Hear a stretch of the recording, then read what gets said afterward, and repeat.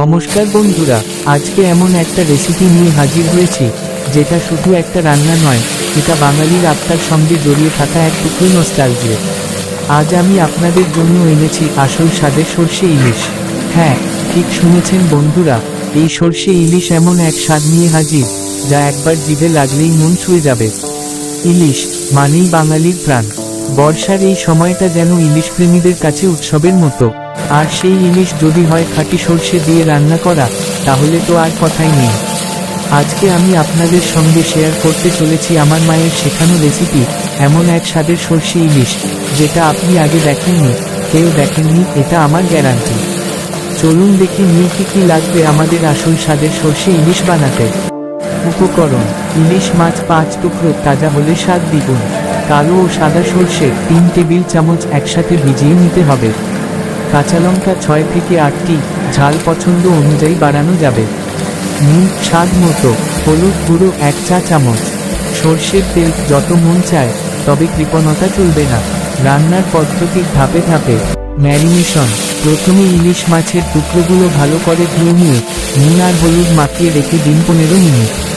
এতে করে মাছ থেকে কাঁচা গন্ধ চলে যাবে আর ভেতর থেকে মশলার স্বাদ ঢুকে যাবে। সর্ষে বাটা তৈরি: সাদা আর কালো সর্ষে 30 মিনিট ভিজিয়ে ব্লেন্ডারে কাঁচা লঙ্কা দিয়ে ভালো করে বেটে নিন। খেয়াল রাখবেন যেন তিতা না হয়, তাই বেশি ব্লেন্ড করবেন না। এটাই সর্ষে ইলিশের ম্যাজিক মশলা। কড়াইয়ের খেল: এবার কড়াইতে সর্ষের তেল গরম করুন।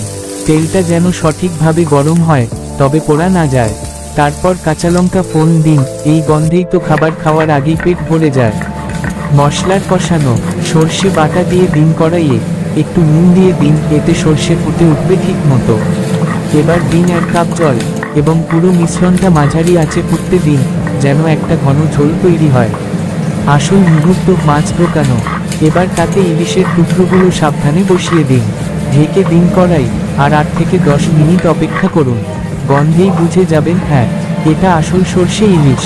ফাইনাল টাচ: সব শেষে একটু কাঁচা লঙ্কা ফালি আর 1 চা চামচ কাঁচা সর্ষের তেল ছড়িয়ে দিন। এই একটা জিনিস পুরো ডিশকে নিয়ে যাবে অন্য লেভেলে। পরিবেশন: এই সর্ষে ইলিশ কিন্তু গরম ভাত ছাড়া একেবারেই জমবে না। একটা থালায় গরম ভাত, পাশে 1 ফালি লেবু, আর তার সাথে এই মায়ের হাতের স্বাদের সর্ষে ইলিশ, আহা!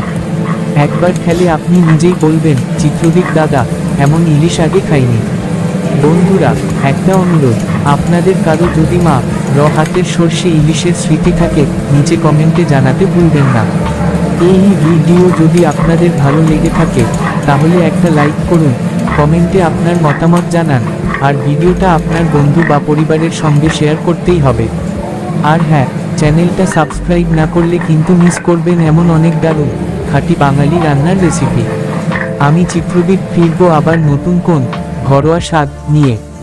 ভিডিওটা পুরোটা দেখো, ভালো লাগবে।